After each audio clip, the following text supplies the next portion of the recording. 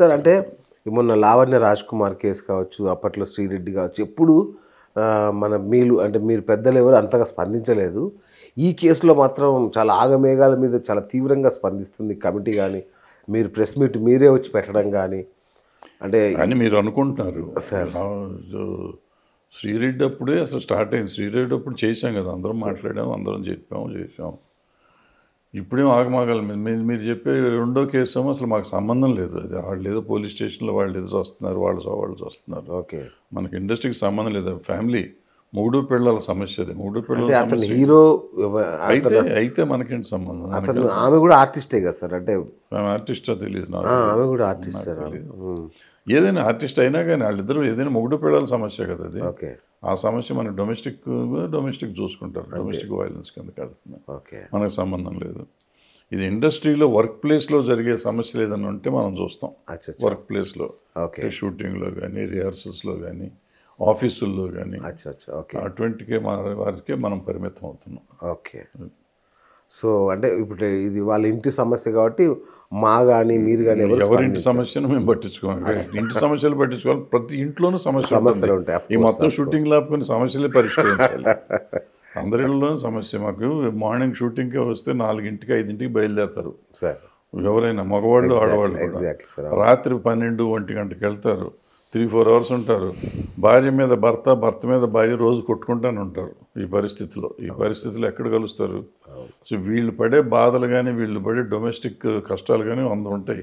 ప్రతి ఇంట్లోనూ సమస్య ఉంటుంది. సో మనం షూటింగ్లు అన్నీ ఆపి సమస్యల మీదే కూర్చోవాలి అప్పుడు. రైట్. Okay sir. పర్టికులర్ ఇప్పుడు ఈ యొక్క రేప్ కేసు అనాలి అంటే ఒక కొరియోగ్రాఫర్ కేసు విషయానికి వస్తే సార్, అతను ఇప్పుడున్న సిచ్యువేషన్లో మోస్ట్ ఇన్ఫ్లుయెన్స్డ్ పర్సన్. సో అది అంటే ఏ రకంగా ప్రభావితం చూపిస్తుంది? ఏం ప్రభావితం లేదమ్మా. ఇప్పుడు పెద్దవాళ్ళు అయి ఉండొచ్చు, చిన్నవాళ్ళు అయి ఉండొచ్చు. పెద్దవాళ్ళు అయితే పెద్దవాళ్ళు అవుతారు. మాకేముంది, ఎవరికి ఫరక్ పడదు కదా సార్. మాకు ఎవరైనా ఒకటే. ఆయన రైట్ అయితే ఆవిడ శిక్ష పడుతుంది, ఆవిడ రైట్ అయితే ఈయనకి శిక్ష పడుతుంది. ఓకే. అంటే ఈ మధ్యకాలంలో లేడీస్ కూడా చాలా వరకు ఫేక్ కేసులు పెడుతున్నారు అబ్బాయిల మీద. ఉండొచ్చు. సో ఆ కైండ్ ఆఫ్ స్మెల్ ఏమన్నా మీకు వచ్చిందా సార్? అదేం లేదు, చూడాలి. ఇప్పుడు మనం ఇద్దరం 2 స్టేట్మెంట్లే తీసుకున్నాం. మీకు సాక్ష్యాలు చూసి చెప్తే కానీ చెప్పలేము కదా. అంటే మీ దగ్గరకు సాక్ష్యాలు ఏం రాలేదా సార్ మీ దగ్గరికి? ఇంకా లేదు, సాక్ష్యాలు మేము చేయాలి. మొన్నే అయింది. మొన్న అవగానే లోపల పోలీస్ కేసు వచ్చింది. 3 రోజుల నుంచి మీడియా పంచాయతీ సరిపోయింది. ఓకే. సో అతను పరారీలో ఉన్నట్టేనా సార్ ఇప్పుడు? లేదు, అతను షూటింగ్ చేసుకుంటున్నాడు. పరారీ లేదు. మరి పోలీస్ కేసు పెట్టాక పోలీసులు అంటే ఇక్కడ లేడు కదా, వేరేది ఎక్కడో ఉన్నట్టున్నాడు. వాళ్ళు వెళ్ళి అరెస్ట్ చేస్తారేమో తెలియదు. అరెస్ట్ చెయ్యాలా చేయకూడదు అది వాళ్ళ కేసు, మనకు సంబంధం లేదు. ఓకే. మనమేం అరెస్ట్ చేయమని చెప్పలేదు, మనం కేసు పెట్టలేదు, మనకు తెలియదు కదా. Okay sir. కేసు ఐఎంఐ పెట్టింది. వాళ్ళు గవర్నమెంట్ పోలీసు వాళ్ళ పద్ధతులు ఎట్లా ఉంటే అట్లా చేస్తారు. ఓకే. అంటే ఇప్పుడు తాజాగా ఏమనంటే అతను he is in safe hands. So అతనికి ఏం కాదు, ఏదో వీళ్ళు హడావుడి చేస్తున్నారు తప్ప అతనికి ఏం కాదు అనే ఒక ఎవళ్ళ ప్రెడిక్షన్ వాళ్ళకు ఉంటుందమ్మా, మనకెందుకు అది, మన దాని మీద మాట్లాడతాం. నాకు అనవసరమైన విషయం కదా సార్. నా విషయం ఎంతవరకు అంటే మాకు ఛాంబర్లో మేము పెట్టిన ఆ కమిటీ ఐసీ వాళ్ళు చేసే పనిలో నేను భాగస్వామ్యం కదా, అంత మట్టుకే నా పరిధి. లేదు సార్. అంటే ఇండస్ట్రీ పెద్ద మీరే ప్రస్తుతానికి. అంటే వేరే వాళ్ళు అనుకుంటున్నా నిజానికి గ్రౌండ్ లెవెల్లో అందరికీ అండగా పడేది మీరే, మా అందరికి తెలిసి కూడా. సో ఏ కష్టంలో మిమ్మల్ని అడగాలి, మీ దగ్గరే సమాధానం తీసుకోవాలి. అది కరెక్ట్గా పోలీసు ఏం చేస్తుందో నేను చెప్పలేను కదా, నాకు సంబంధం లేదు సార్. సో సార్ ఇప్పుడు 2 ఉన్నాయి సార్ దీంట్లో. ఈ పర్టికులర్ మాస్టర్ ఈ యొక్క కొరియోగ్రాఫర్స్ అసోసియేషన్ ప్రెసిడెంట్ కాబట్టి అతనికి వ్యతిరేకంగా కొందరు కుట్రలు చేస్తున్నారు, వాళ్ళు డబ్బులు ఇచ్చి ఈ అమ్మాయితో ఇలాంటి ఆరోపణలు చేయిస్తున్నారు అనేది కూడా ఒక వాదన.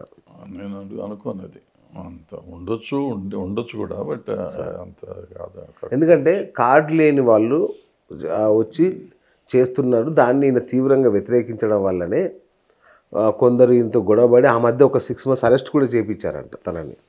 ఇట్లాంటిది ఒక కేసులో అది అంతకుముందు కేసు, అది తెలంగాణ స్టేషన్ టైంలో కేసు. అది వేరే కేసు, దానికి దీనికి సంబంధం లేదు. ఇది వచ్చింది, ఇది వేరే కేసు సార్. ఇది కొంత మిస్అండర్స్టాండింగ్ ఉంది, కొన్ని తప్పులు ఉన్నాయి, కొన్ని ఒప్పులు ఉన్నాయి. ఓకే. కొన్ని నిజాలు ఉన్నాయి, కొన్ని అబద్ధాలు ఉన్నాయి అని మాకు అనిపించింది. ఇంకా పూర్తిగా ఎగ్జాక్ట్లీ ఎగ్జాక్ట్లీ పూర్తిగా మాకు ఇంకా అవగాహన రాలేదు. అది సార్. సో ఏది నిజం, ఏది అబద్ధం, ఏది మిస్అండర్స్టాండింగ్, ఏది అండర్స్టాండింగ్, ఇవన్నీ తెలియాలంటే నెల రోజులు పడుతుంది. మేము ఆ సాక్ష్యాలను మాట్లాడిన తర్వాత కానీ చెప్పగలుగుతాం. ఓకే, అప్పుడు దాకా ఏం చెప్పలేం. సో ఇది దీనిలో ఇది కూడా ఉంది సార్, లవ్ జిహాద్ అనే మాట కూడా విని నాకు ఒక్కసారి జల్లుమంది, ఏంటి ఆ స్థాయి దాకా వెళ్ళిపోయిందా ఇది అని. లవ్ జిహాద్ ఏముందా ఇప్పుడు అట్లా అనుకుంటే? హేమమాలిని ధర్మేంద్ర లవ్ జిహాదా? వాళ్ళిద్దరు ముస్లింలుగా, మరి వాళ్ళు బీజేపీ ఎంపీలు. ఆయన మొన్నటిదాకా ధర్మేంద్ర గారు ఎంపీ, ఇప్పుడు హేమమాలిని గారు ఇంకా ఎంపీ. ఇప్పుడు మనకేంటంటే ముస్లిం కల్చర్లో 3 పెళ్ళిళ్ళు 4 పెళ్ళిళ్ళు చేసుకోవచ్చు. సో అవసరం వచ్చినప్పుడల్లా కులం మార్చుకోమంటారు, ప్రేమ మార్చుకోమని, మార్చుకోవటానికి వీళ్ళు తయారవుతారు, వాళ్ళు తయారవుతారు, ఏదో జరుగుతూ ఉంటుంది. అవును. ఇప్పుడు ఇప్పుడున్న అతని వైఫ్ కూడా అలా మతం మార్చుకున్న అమ్మాయి అని విన్నాను. తెలియదు, నాకు తెలియదు డీటెయిల్స్. తను కూడా అట్లా మతం మార్చుకుని ఉండొచ్చు, ఉండకపోవచ్చు. ఓకే, అసలు మతం మార్చుకోవటం అంటే ఏంటో నాకు తెలియదు ఫస్ట్, అందుకని నాకు క్లారిటీ అది లేదు కాబట్టి నన్ను ఎక్కువ అడిగితే నేను చెప్పలేను.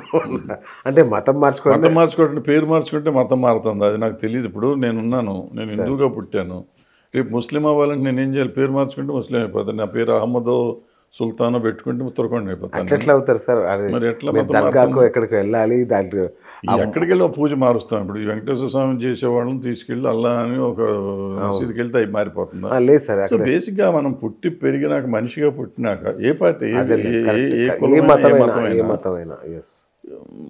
జస్ట్ లైక్ దట్ అట్లా మారిపోతుంది. నాకు అర్థం కాదు. మనం పుట్టిన కాడి నుంచి ఒకటి ఉన్నాం అంటే నమ్మకం మారచ్చు. Right sir. మతం అనేది నమ్మకం అయితే నమ్మకాలు మారచ్చు అంతే తప్ప ఏ మనిషి ఏం మారుతాడు? నేను అంటే అదే సార్, వాళ్ళకు ఒక వెసులుబాటు ఉంది కదా సార్. అప్పుడు 2-3 భార్యలు చేసుకున్న వెసులుబాటు కోసం చేసుకుంటే అదొక రకం, అది ఒక వెసులుబాటు. అవును సార్, మిగిలినది కాదు కదా. అయితే పర్టికులర్ లవ్ జిహాద్ అనే మాట ఎందుకు వచ్చిందంటే, గత కొంతకాలంగా ఇండియాలో ఇట్లాంటి ధోరణి ఎక్కువ ఉంది కాబట్టి. కొన్ని చోట్ల జరిగింది, 1-2 చోట్ల. ఇప్పుడు ప్రతిదీ జరుగుతుందమ్మా ఇక్కడ. అవును సార్. మన హిందువులు ఏమీ చేయట్లేదా? చేసినవి చేస్తున్నారు కదా. ఇప్పుడు దేశద్రోహం, మన స్కాండల్స్ ఏమంటారు, డిఫెన్స్ బయటికి అమ్మిన వాళ్ళు మన వాళ్ళు అమ్మేవాళ్ళు, చేసేది స్మగ్లింగ్ చేసేది మన వాళ్ళే చేస్తున్నారు, అన్నీ చేస్తున్నారు. చేస్తే మనం మంచివాళ్ళం అవుతున్నాం. అదే ముస్లిం చేస్తే మాత్రం దేశద్రోహి అయిపోతాడు. ఎట్లా దేశద్రోహి అని? దేశానికి ద్రోహం చేసిన ఏ జాతి వాడైనా, ఏ మతం వాడైనా ద్రోహే. ఓకే, అంతే కదా సార్. అంతే డౌటే ఉంది. అవును. కేవలంగా ముస్లింగా పుట్టినట్టు వాడు దేశద్రోహి, హిందూగా పుట్టినప్పుడు నేను దేశభక్తుడిని, నేను మాత్రం దేశానికి ద్రోహం చేస్తాను కానీ నేను దేశభక్తుడిని. వాడు భక్తుడైనా కానీ దేశద్రోహి పుట్టాడు కానీ ద్రోహి అంటే అది కరెక్ట్ కాదు కదా. దేశద్రోహులు ఏ మతం వాడినా దేశద్రోహి కాదు సార్. ఆ అమ్మాయి ఎఫ్ఐఆర్లో పదం వాడకపోయినా నన్ను మతం మారమని ఇబ్బంది పెట్టడం ఉంది కదా. సో అదే లవ్ జిహాద్ యాక్చువల్గా ఇప్పుడు నడుస్తున్న వ్యవహారం అంటే అదే లవ్ జిహాద్.